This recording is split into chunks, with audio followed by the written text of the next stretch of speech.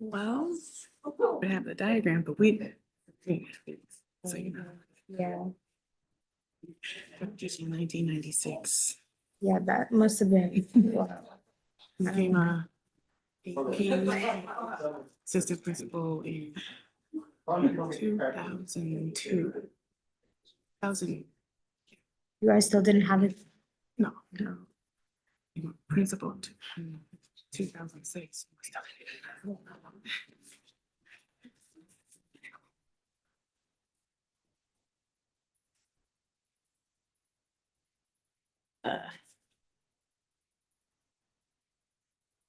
I thought that was good, yeah.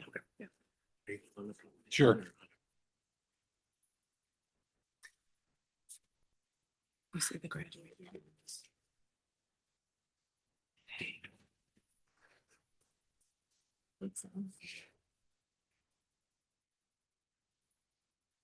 Okay, thank you for your patience. I would like to apologize. I forgot on the roll call to announce that Mrs. Battaglia is also excused from today's meeting. So I did miss that. Agenda, approval of agenda. Any comments? We'll be voting on this next week. Any questions? Minutes of the previous meeting, any comments? I have, I'd like to add a comment there if I could. Has to do with the vote on the board goals. I would like to note in there that we did agree to have a kind of mid-year review of where we are with those goals, if we can add that somehow. Okay. And again, I also like to say I was disappointed that we didn't have a public conversation, discussion about those goals. That's all I have for that. Okay, thank you, Dirk. Okay. Any other questions on the minutes from the previous meetings that were in? I think they were both November meetings were up. 12th and 9th, yes. 12th and Okay, 19th. communications, does anyone have any communications to share? I have one Okay, also. go ahead, Dirk. All right, thank you.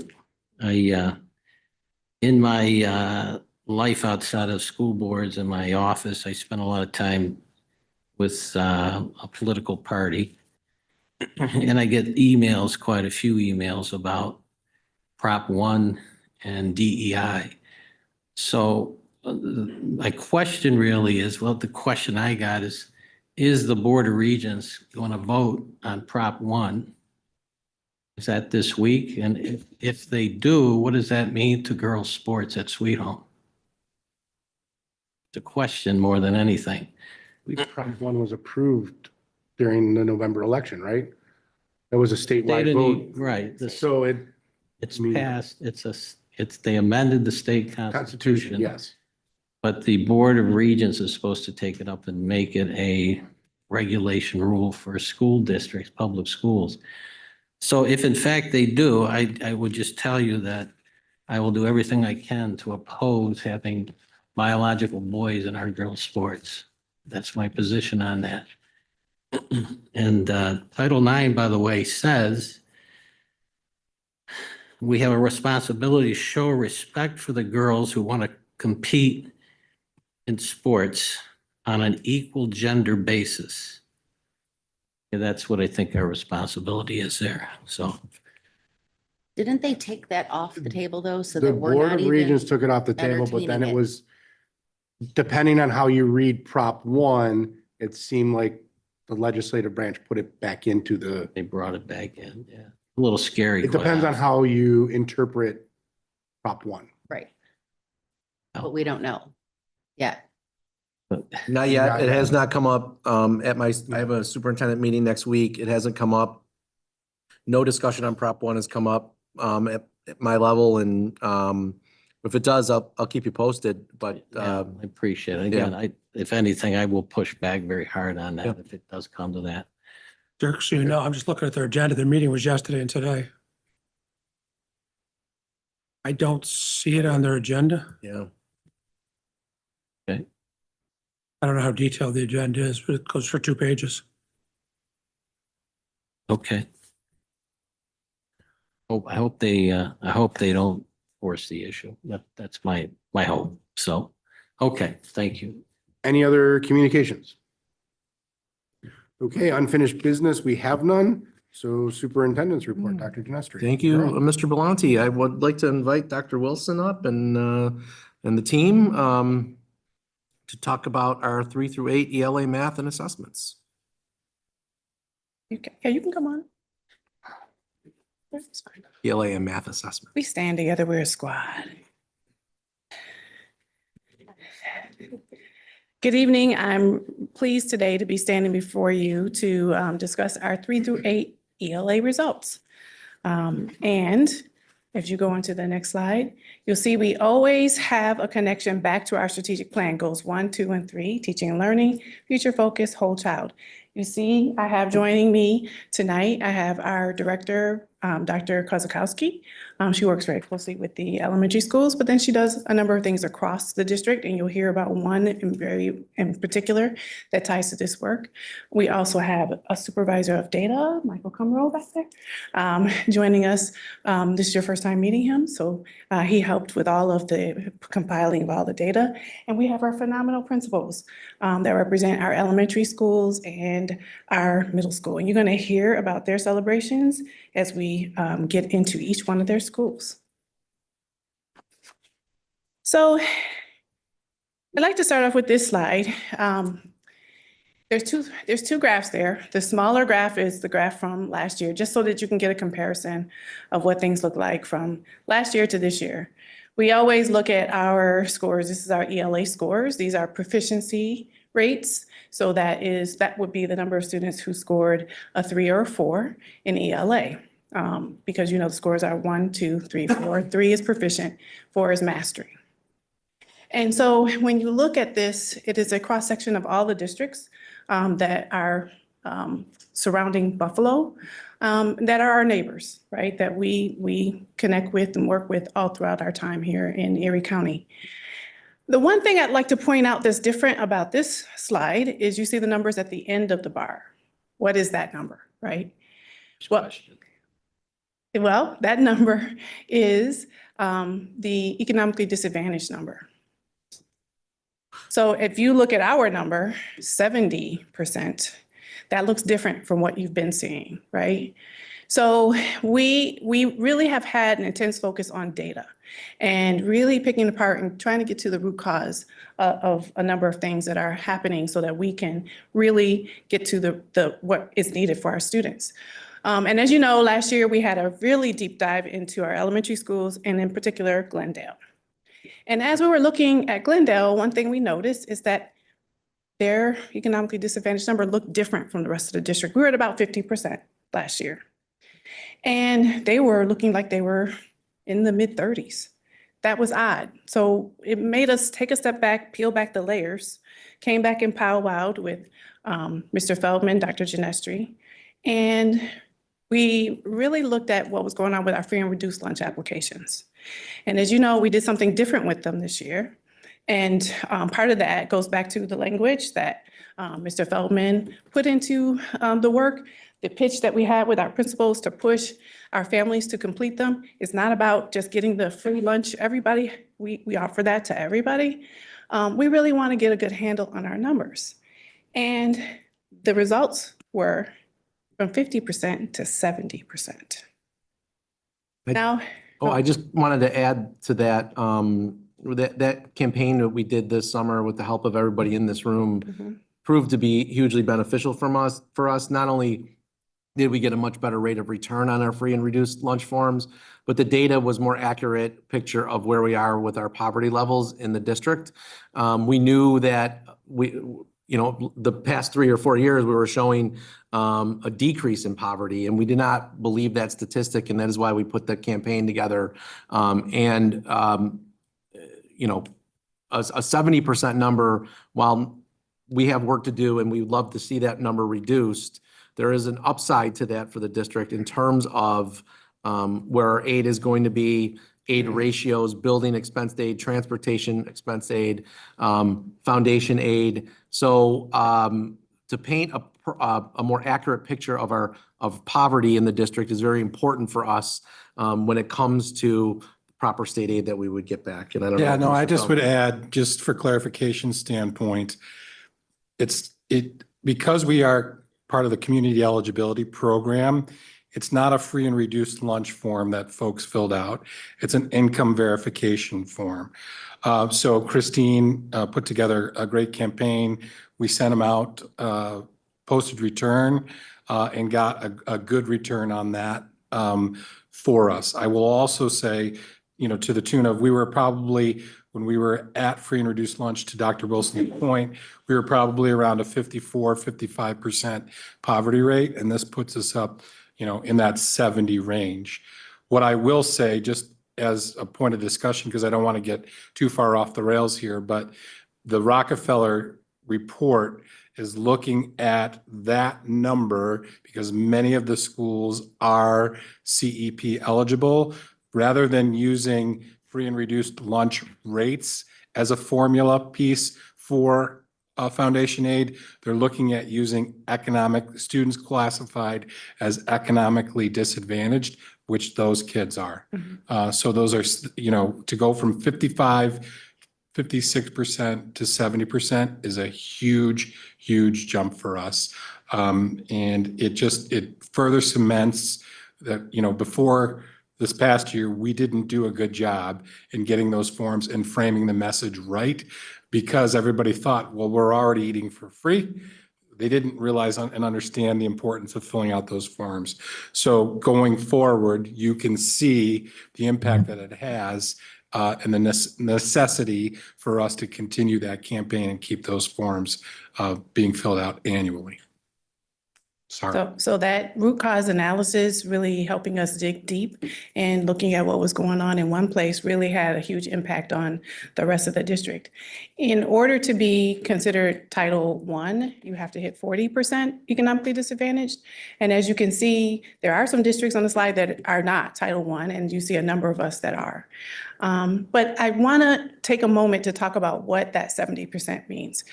We are not by any measure saying that students who are surviving poverty can't learn. There are many of us standing in this room who, like myself, who grew up in poverty and learned just fine, right? But it's the challenges that come along with surviving poverty. And one story that I think our principals could each give you 10 stories from just the last week. One story from this past week, the day that we had the snow, and it was pretty snowy outside. The buses were dealing with the snow. Everybody's moving slower. Young man walks into one of our schools wearing a t-shirt, just a t-shirt. Of course, the staff recognized that he walked in wearing a t-shirt and not a winter coat because it's definitely winter outside. Talked with him more and found that he does have a coat, but his grandmother did not. And he chose to sacrifice himself, give his grandmother his coat. So he came to school without. So what did they do in that school? They wrapped around this young man, made sure he had a coat before he was leaving, made sure he had food in his belly before going to first period. He went to first period. But remember, he just came from the frigid outside in a t-shirt. So he's got to warm up. So he's moving a little slow. But by the time you get into first period and into second period, he's moving just fine. He had people wrap around him. He had people stop and notice what was really important for him in the moment. And that's what our leaders do on a daily basis. That's one story. They could probably each give you 10. The impact and the challenges that poverty brings is the thing that I want us to remember as we go through every slide. All right. Here are our math results. Proficiency 3 through 8. Same thing, we have the results from last year. You see the comparisons across the board. We think it's always important for us to see, what does it look like across the entire landscape? And so this is Erie County in math. And we're going to look at a comparison across the board of proficiency from year to year. You take us to the next slide. Okay, so here we go. So you heard me say levels 1, 2, 3, and 4. 3 is proficient, 4 is mastery, 2 is approaching, and 1, we want to make sure we're looking to continue to grow our students across the board from level 1 to level 2, 2 to 3, 3 to 4. And as you can see in ELA, we had a 7-point decline last year from last year to this year, or the previous year to last year. In math, it was 2 points. But the things I want to call out here is that there's some things that went into play in these scores. First, we implemented computer-based testing across the board in 3 through 8. The state was requiring us to do it in some grade levels. We chose to not go through that transition over a whole number of years. We chose to have the entire district go in. Our teams rolled up their sleeves at their schools and made sure that our teachers were ready. We had professional development for the whole year. Dr. Kozakowski came with the experience of implementing the computer-based testing setting. And so she was very important to our work last year and led that work. And we had a successful testing period with the challenge of 3 through 8, everyone going into computer-based testing. We also implemented new math. As you remember from the previous year, we looked at our math hadn't been reviewed for 12 years. We wanted to look at the new standards that we were faced with. We needed to increase rigor. And so we implemented new math. And the testing grades that had the new math that are showing up here would be grade 4, 6, 7, and 8. Now, that was a phased approach. So this year, everyone is into the new math. What that means is this year we'll have kids who have had the new math curriculum for 2 years and students who have had it for 1, but then we also have teachers who now have been with it for 2 years. Next slide. This is a view of ELA broken down 3 through 5, 6 through 8. It's a 6-year view. The things I want to point out, there's no assessment in 2020 due to the pandemic. And in 2021, you see that is a high performance year. The thing that is different about that assessment is that it was much shorter. It had repeating questions. It does not compare to the other years. It is a data point though, so we always have it in our 6-year view.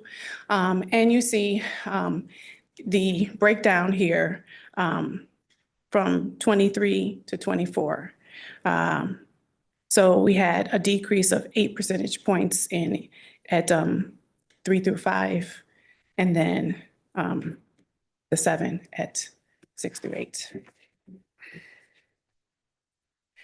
In math, you see the same setup. Pandemic year, 2022 being that year that is different. And the thing that I want to really call out here, as you look across, you see the middle school really stands out here, right? As an educator now, this is year 29, right? I can tell you, and I can see educators sitting at their board chairs, the middle school testing is the most challenging. That's where districts face the most trouble, right? And I would like to point out the success that we had with new math, right? All 3 grade levels and computer-based testing. They went all in, as Principal Daria calls it. That is their motto at the middle school, all in. Now, we're usually looking for a 3-point raise, over time, increasing over time. But that's 6 with the challenges of a new math curriculum and the implementing all of the professional development that goes with that, as well as all of the computer-based testing and math computer-based testing, which adds another layer. So it's something to call out. Now this slide, we have English and math, and we're looking at proficiency levels. This would be grades 3, 4, and 5. And the thing that we want to call out and the thing that we are deeply focused on, and you'll hear that when we talk about the celebrations at the end that the schools have, and then the things that they are working deeply on based on the data that they have from our students' performance over the years from this assessment and from our current assessments, is our level 1s and 2s, right? If you look at grade 5 in particular, you will see that that is the highest place where we have our levels 1s and 2s. The goal is really continue to shift those 1s to 2s and the 2s to 3s. Next slide. You mean reversed? Oh, I'm sorry. Never mind. My mistake. You're right. 1 to 2 and 2 to 3. I was thinking it was the other way around. I'm sorry. No, we don't want to go the other way. All right, here in math, again, we want to make sure that we are looking at the 1s and 2s and shifting.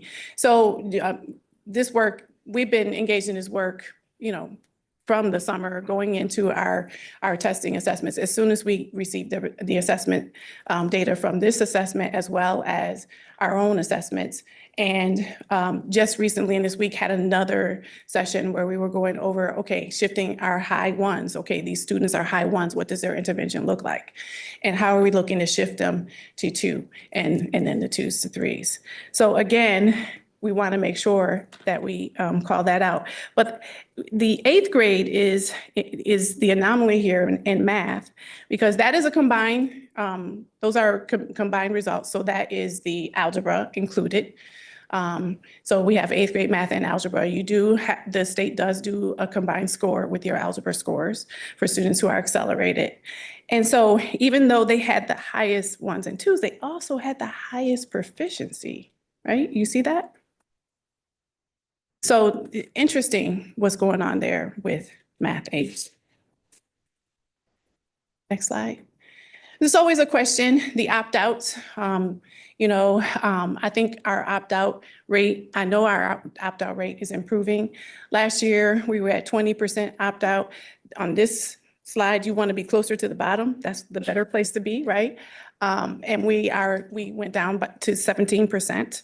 We did have a couple places where they had 0 opt-outs across two exams over at Heritage Heights. Shout out to Mr. Perry.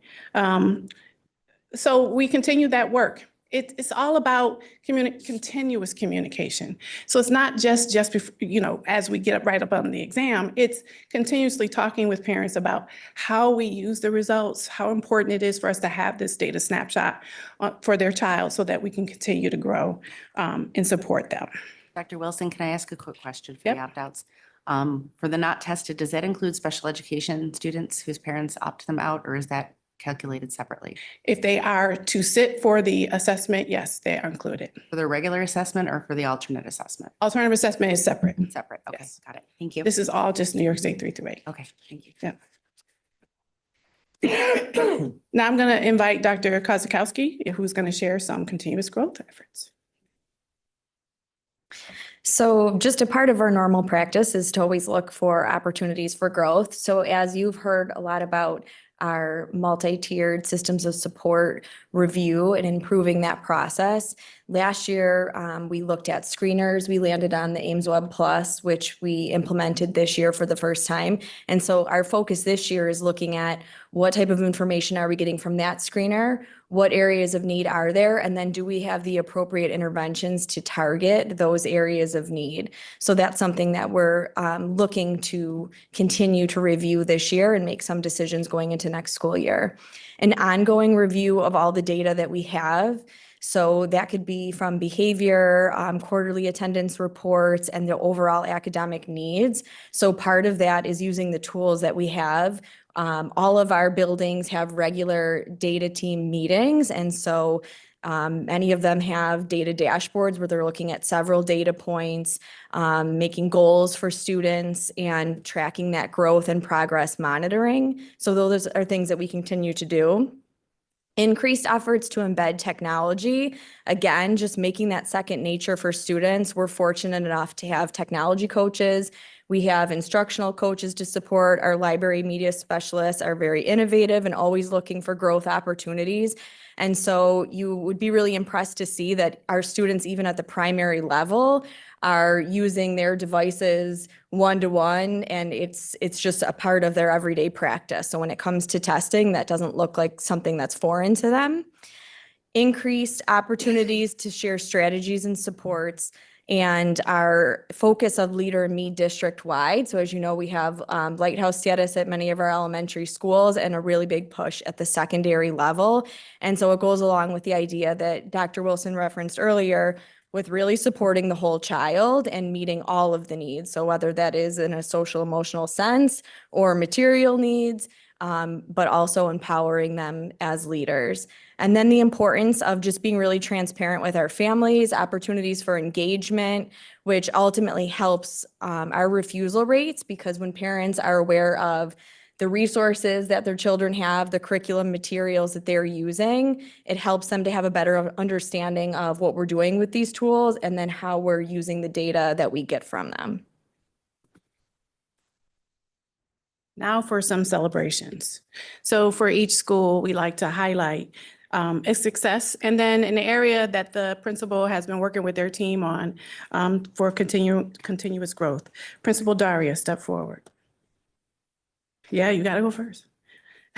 So the thing to be celebrated at the middle school is the all-in focus on math proficiency, going from 45% to 51%, a 6% increase across all grade levels with new curriculum and CBT happening all at the same time and at the toughest level. The growth area that Principal Daria has identified for in connection and working with her school is a focus on refining interventions across tiers 2 and 3. So we operate on instructionally tiers 1, 2, and 3. Tier 1 is core instruction. That's everyday instruction, everyone has access. If you have a need and have challenges or struggle, you may be identified to have supports at level 2. And then if those challenges are even greater, you go on to level 3. So really digging deep into what our students need around instruction at all tiers is the focus at the middle school. Can we give her a round of applause? All right, Principal Perry, step forward. All right, Principal Perry. Principal Perry has a STEM integration program that has really supported his work. The thing that we're going to focus on is he has a 0% refusal rate across 2 assessments. Now, usually what happens with those assessments, right, is the kids come in and they take ELA, and then they go home and say to a parent, I don't want to do the math. And by math time, they're like, no, wait. So the refusals go up by math time, right? Yeah. He had a whole grade level at 0. Right? Grade 4, ELA and math across the board, right? And in 3rd grade, his students grew 15 percentage points from 38% to 53% in proficiency and mastery. So kudos to Mr. Perry. Round of applause. All right. Can we have Mr. Polino step forward? Mr. Polino over at Willow Ridge. His students at 3rd grade moved up as they moved from 3rd grade to 4th grade. So this is comparing the students in their own progress. A lot of times when you're looking at results, you're looking at 3rd grade to 3rd grade. Well, those are 2 different groups of kids, right? But if you follow the students from 3rd grade to 4th grade, at Willow Ridge, they grew 10 percentage points from 45 to 55% in ELA.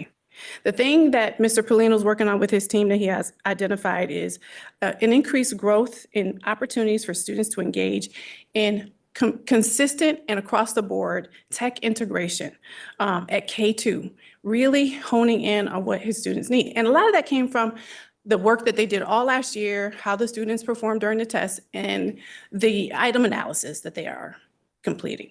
So round of applause for Mr. Polino. Stella Plant. Stella Plant, step forward.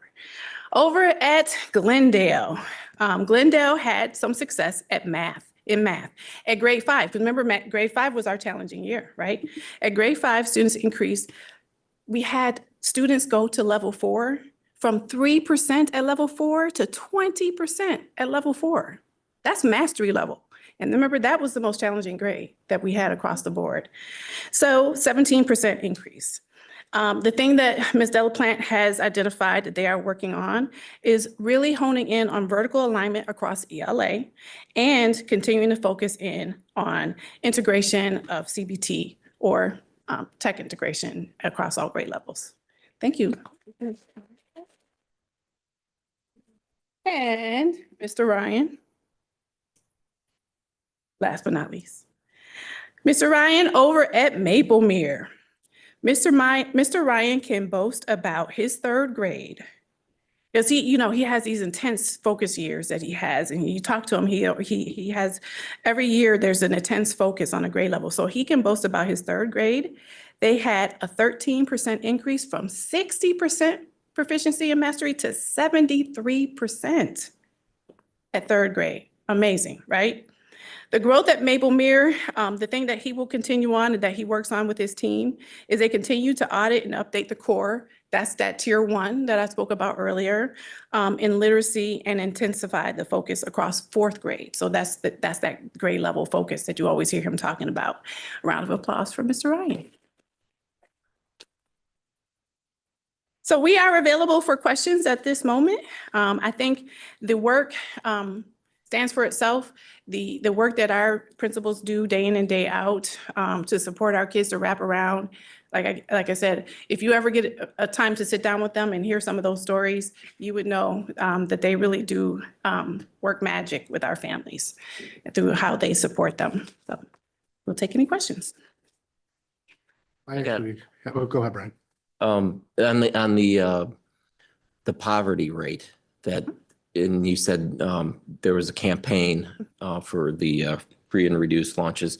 That number, the 70%, is that based on all that come back? So I think what I'm wondering is if there's a campaign, are people who are more likely to qualify for that apply, send it back, and as a result, push that number higher? Or is there something else going on in that, like, that we would know it's not just, well, those families that didn't qualify or had a sense they wouldn't qualify wouldn't send it back?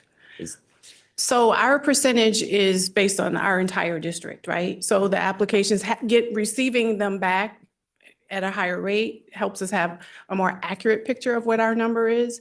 Michael, do you want to add to? I don't think I can. Besides, I mean, there's a couple of different ways you can qualify. The state gives us a list of students that have automatically qualified. And then the rest is up to the district to collect these forms and then some.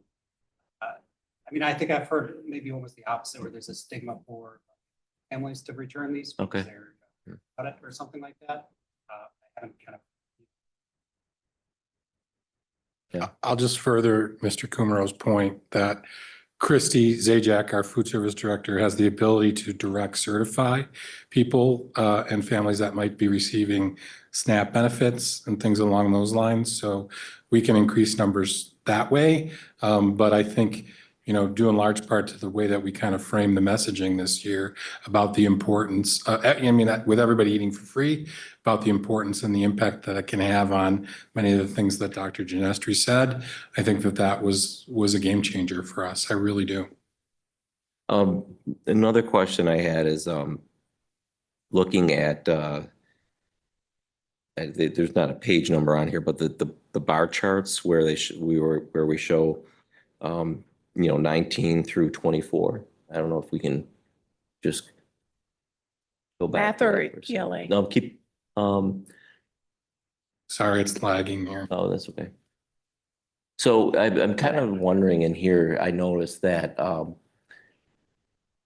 the pattern seemed generally the same, even though there were 3 through 5 and 6 through 8. Like it was decline, decline, decline. And over there it was decline, decline, decline. Then it bumped up a little bit. But these are different. I guess I'm wondering, is there something else going on that, are the tests every year, maybe this is a tougher year and that's an easier year? Because in part B of the question is, do we ever, you kind of mentioned this, do we ever follow just a group, the same class Mhm. all the way through? Because then you would know this is a group of kids that generally score higher, they're gonna, maybe that bar would kind of go with them. Yes, we actually have our data spelled out that way, and it's the work that we do more closely as we are digging into data. We're following the cohorts. But one thing I want to point out about 23, so you've heard about next gen standards being rolled out, and so in different subjects, they are at different places of implementation. You'll start to see those questions there. So the tests do change.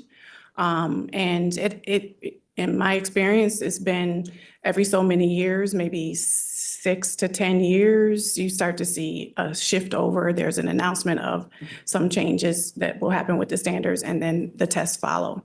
So right now, we are in the middle of all of the changes that are happening, in particular in science. So the elementary science has already been converted over. Middle school has changed over. High school, all of the science courses are in the middle of a change in standards. So yes, that does happen over time period. Thank you. I have two questions. The first one was about the computer-based testing. Is the computer-based testing a standardized testing, or is it a progressive test like the star reading? Like the more questions you answer, the harder it gets? No, it's a standardized. It's just, so every kid gets the same questions? Yes. Okay. The other question is actually for Mr. Polino. I haven't seen any photos or videos of you being silly stringed, and I want to know where those are. I saw, they got them. They're out there. Okay. The people at home can hear you. They're out there. I'm sure, you know, getting too far, but we'll share those. And I'm sure if they're some of the staff watching this, maybe they'll start. Okay. Those will start to circulate a little more. Thank you. I appreciate that. Yeah, anytime. Any other questions? No questions, just a comment. You're all amazing and we're so grateful for you. So thank you for everything you do. Thank you. I'm going to frame a question for you. It has something to do with the longevity of this.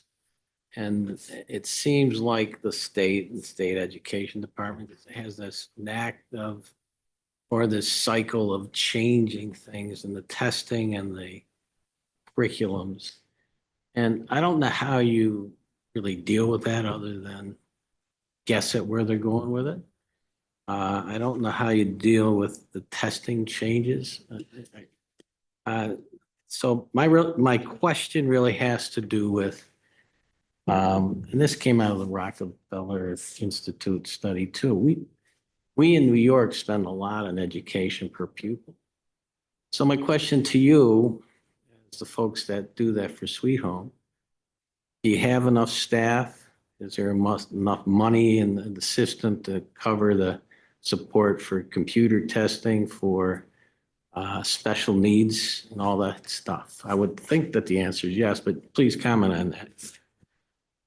I believe we're very fortunate in Sweet Home. We do have what we need to get through the instruction. When we dig into, for example, when we looked at curriculum for math, our driving force was what's the best curriculum for our students? Okay. What do our students need? And that's going to stay at the center of our review. And that we didn't veer away from that. It really was, what do our students need? The dollars, of course, come into play eventually, right? But they're not the number one driving force. It is really what's best for our students. Principals? Oh, no. I think the one thing that I feel fortunate that our district was definitely kind of ahead of the curve in terms of tech integration. So while a lot of schools became, or districts became responsive to, one-to-one devices for kids because of the pandemic, because kids were learning from home, that's something that we had practiced a decade before. So in terms of what was happening instructionally within classrooms, kids' ability to navigate devices and learning through those, I felt like we were kind of ahead of the curve. And so now kind of transitioning into computer-based testing, which seems like that's where the College Board is going. Our kids are definitely getting more acclimated and prepared, and that whole next generation of kids coming through our elementary system will be prepared, especially once they get to that secondary level. Pretty good. Yeah, if you ever need some help pushing back the state ed, I'm more than happy to do that. Oh, I really think We'll let they you know. overstep their bounds in a lot of different areas. Do you, I'm curious, do you, your teachers, do they, I mean, if I were a teacher, these tests would kind of give me some anxiety about getting the kids ready, and then are your, you know, I, from my kids, I get a sense that, you know, they know, they're aware that it's coming, right? And so I would imagine that's kind of throughout the schools that there's an element there that, you know, because you can't collect everything that's going on in a classroom in a test. Right. But a lot of weight is put on these. Mhm. So it's kind of probably not a complete or fair assessment. Well, we do spend a lot of time continuing to chip away at that anxiety that comes along with it, right? The shift to computer-based testing for everyone, that was a point, and it continues to be a point that we continue to work on with our teachers and our students. So there are many different layers, and there's many different things that get added into this work that could add to that, but we're constantly looking at how do we chip away at it? How do we help folks deal with it and get down to the root of what do we need for our students to be successful? I know, Mr. Lible, I've seen in the past, some of the teachers are going out of their way to help try and find ways to take away any of the anxiety from the kids. And I know in Maplemere in particular, I've seen videos of the teachers, and if I remember it, I think Mr. Ryan was even in a few of them, where they were, you know, Dances. trying to There's a help the dan- kids there's a- up, there's a but dance take the video, anxiety Whole out of music it. video. That's not a Glendale? That sounds like a Glendale thing. No, it's Ryan? I'm a better dancer. Dance than off? she is. Oh, dance off, okay. For sure. Wait. And on the other side of that question or that concern is, again, out of state ed, are they really looking to lessening the reading standards so that students can move forward? Is that some possible, these are things I hear. I don't know if there's any accuracy to it. I'm not, No, I would say no. I don't think there's any, I think the emphasis on literacy is only getting stronger. There's a lot of research around the science of reading right now. And there's a big push by the commissioner's office for schools over the next 3 to 5 years to implement more science of reading. I believe we're ahead of the curve. We've had excellent professional development. UB is leading the charge across the state, and we've had the two experts who is one of them is a Sweet Home resident, Dr. Blythe Anderson, who's working with us. She's actually on our DEI committee as well. She's the leading expert on literacy and the science of reading in the state. And she's presented to our group and is working with us hand in hand. So I think the emphasis, Mr. Rabenhold, on literacy is only going to get stronger. It's what are we going to do with our new literacy programs? What pathways are they going to take? Because literacy is going to play a role in every pathway that our students can go down.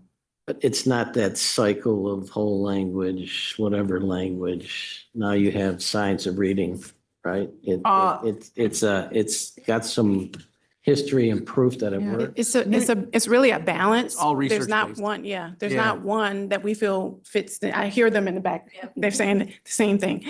It's a balance.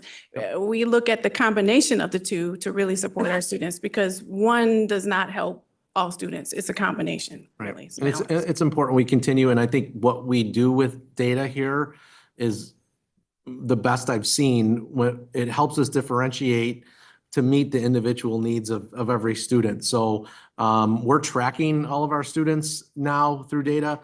We are talking about data with, we were at Maplemere today, and we had a discussion with a literacy teacher there about data and how she's seen more and more come into the buildings, and it's helping drive instruction across the entire building. So I think we're only going to continue our emphasis on data and making sure that we understand root cause, that we understand what the data is saying, and then we have the proper interventions in place to address individual needs. Okay. I just want to also say, like, I think these things we have to look at them also and think about it generationally. Like, I mean, when I was a kid, what my kids are getting now compared to Yeah. 2 or 3 generations ago, it's, you know, seems so much better and more. So, you know, in many set regards, I think we've raised the standards, you know, it's just, we're comparing to higher, like, you know, I mean, my kids, they're reading every night. I mean, that's a part of their homework is certain number of pages and things like that. And it's integrated in a lot of their projects, much more so than when I was younger. You know, it was almost like reading was part of English and that was it. And then the other subjects were the other subjects. So, Yeah. you know, even with the technology, I know in this, they have videos they can look at and teachers provide for Yeah. them. And so it And- seems to me that those resources, you know, when you're comparing one group to another and they're 1 year apart, it might not seem like a big difference. But if we compared these kids to 20 years ago, Right. Oh, I think that, you know, what they're learning is, you know, they're taking on a lot more information and knowledge in a lot of different ways. And the thing that you'll see now is that intense focus on the whole child. So social emotional, the needs of our students, you see that embedded in you can move around the schools and you see that all throughout each one of the schools that we have here in Sweet Home. I was just at Willow Ridge yesterday, popped in on a class and they were sitting in a circle learning how to deal with stress and how do they deal with stress in second grade. So definitely it's all those components coming together that makes it different for our students today. So in the end, you feel we're on a path where kids are learning, kids are moving, and they're better off today than they were last year, the year before? Yes. It's really the question I have, so. The answer is yes. Yes, yes, we are moving forward. Okay, all right. thank you so much. And next stress circle, please invite me Yeah. over to that. We'll be there. So. I could use it. I could use it. Wednesday at 10 o'clock. I'm just saying. I have a lot to contribute to that circle, so. Thank you, everybody. Really appreciate your time and your efforts especially. So very proud of the work that we're doing and it all begins right there. So thank you, everyone. Thank you. Great job. Thank you. Call them your families. You've had here long enough. Yes. Okay, I have a few updates for the board. I just wanted to give you an update on where we are with regionalization. We've talked about it for a few meetings now, that there was a mandate by the state to look at regionalization and what districts were doing in comparison to other districts to make sure our students were receiving a free and fair education across New York State. So we were required to participate in a strengths and needs assessment survey, which was very lengthy and very time consuming. And then when we got it pretty much 99% done, the state last week pulled back on regionalization mandates and said that it is now an option of the district. With that said, we did submit the survey because it was complete and we wanted to get, credit for our work that was done, led by Dr. Wilson and Mr. Feldman and their teams, putting a lot of time and energy into getting this done. And we are going to participate. We didn't feel there was harm in participating to see us in comparison to what other districts around Western New York and Erie One BOCES are doing. So we're going to participate. It's Dr. Wilson, myself, Mr. Feldman, and I think Dr. Shaibi is going as well on January 16th at BOCES to discuss next steps in the regionalization process. And the nice thing is, if it goes down a path, as I report back to you, that we don't want to go down or you don't want to go down, we certainly will report that back and get feedback there. But we're curious now that the work is done to see what everybody else has and in comparison to us to make sure we're offering the very best that we can offer our students in comparison to other districts in Erie One and throughout the state. So we did submit the survey. We'll attend the meeting and we'll report back to you and see where it goes from there. As you know, I won't go through all of these. These are kind of the highlights that the state last week, the Rockefeller report on foundation aid was released. We talked a little bit about some of the highlights today. Improvements in the successful school model are recommended. They used to look at 3 through 8 scoring. They want a more robust metric here now in comparison to what other assessments are taking place in schools. The 5-year annual inflation rate, more aid for communities with higher poverty levels, discontinue free and reduced lunch metrics in there, but have a more accurate poverty level in the formula. Additional aid for districts with ELL populations. Those are something that I put these in that could impact Sweet Home. Phase out the 50% Save Harmless. Districts with more than 10% year-end balances will apply to the Save Harmless provisions. Address funding for special needs and students with disabilities. Retain 10% of the unassigned fund balance instead of the current 4%. So that would be a 6% increase in unassigned fund balance ceiling. Provide aid to improve mental health services and fund the electric bus initiative. I'll be at a meeting at BOCES. I'm going to try and participate in a webinar tomorrow with the New York State Council of School Superintendents. And then we have a meeting at BOCES next week to dive into this more. I know the board has gotten copies of it and have been presented with summaries as well. No real timeline yet on what might happen. And of course, a lot of this is going to come down to what the governor wants to keep, wants to amend, or wants to just eliminate from this. So it's the first step in kind of looking at foundation aid and possibly making changes to it. But it's always going to come down to what the executive and wants to accomplish with this. Can I just make another Sure. comment here? So I think Danielle here did the AI version of it. The very first piece of it was the amount of money we spend per kid in the state. Mhm. It's really twice as much as the rest of the country or close to it. So where are they going with this? And I asked Dr. Timms about this. Where are you going with this? We're going to fight over the money that goes to one school or another? Or is there more money to be had in the state and that's what we're going after? It seems to be always a money grab in my view. The formula is probably terrible, what I remember. Is it going to be better under this? It's going to be winners and losers unless there's additional funding that comes from somewhere. And where is that funding coming from?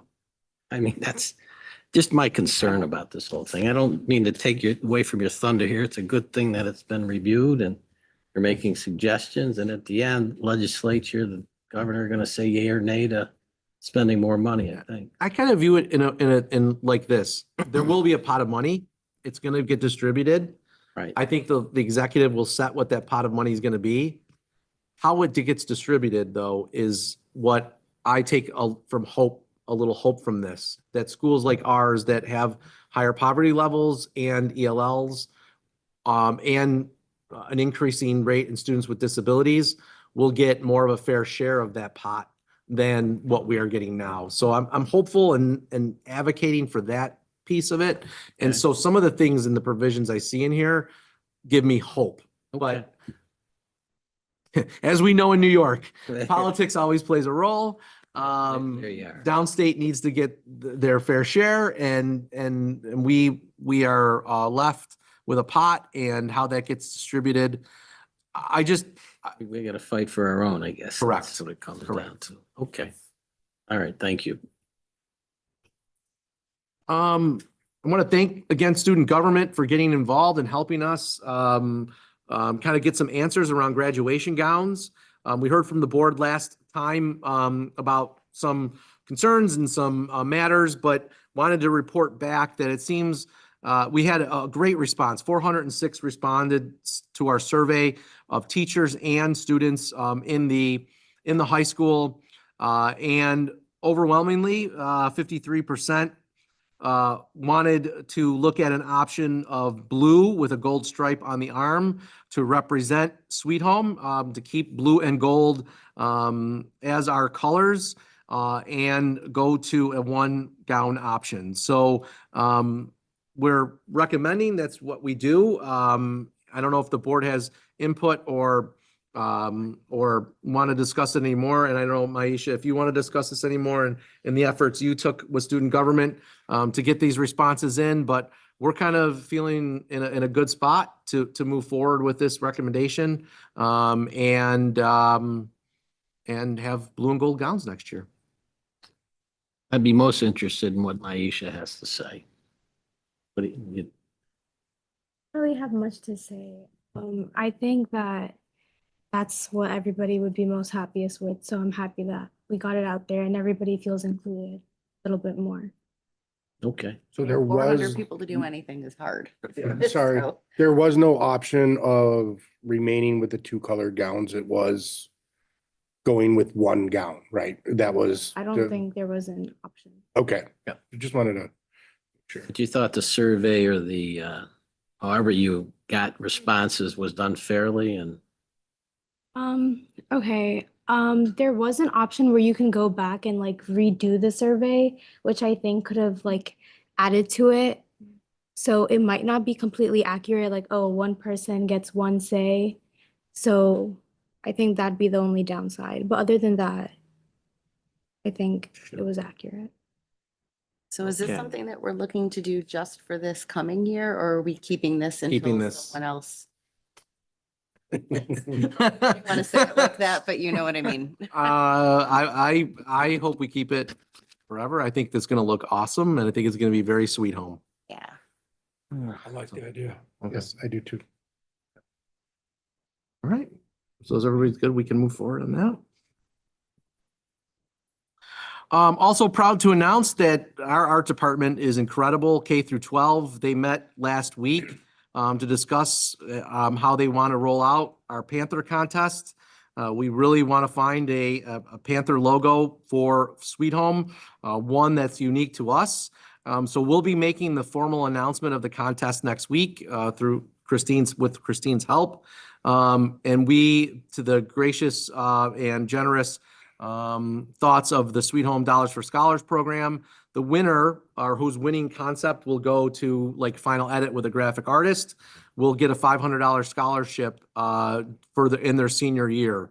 So every building's going to be represented. We'll have everybody will vote. Concepts will be submitted per building. The senior high will vote on 3 final concepts. The middle school will vote on 3 final concepts. And each elementary building will have 1 final concept for a total of 10 concepts. Those concepts will be submitted, work with a graphic artist to make them into high design logo ready, a logo ready Panther that will be used everywhere from it could be used on letterhead, it could be used in our athletic department. One of the questions is the SH going away. The SH will never go away under my watch. I love the SH. It looks amazing. It's so well done. But so the Panther is to, there's a lot of Panthers floating around the district. We want one. So it's as recognizable as the SH. And when you see that Panther, you think of Sweet Home.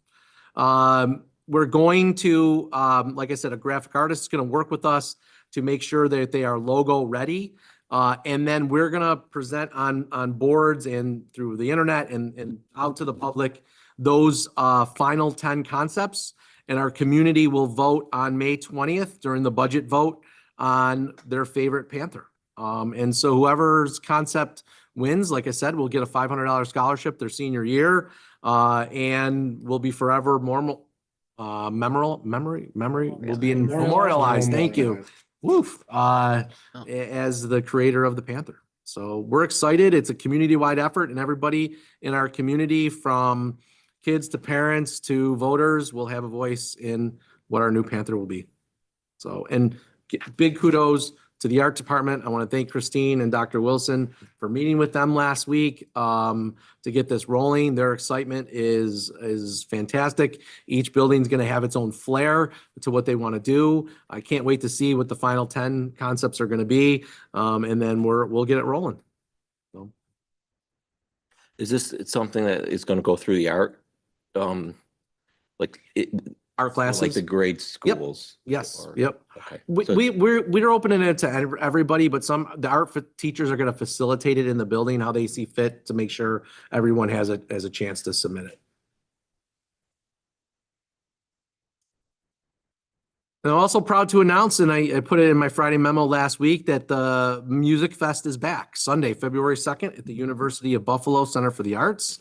We're really excited to host it there, to give our students the best possible audio, and lighting and most importantly, in the amount of seats that we need to accommodate large crowds. So, It's gotta be a lot easier to get the instruments in there than it is the gym. yes, yes.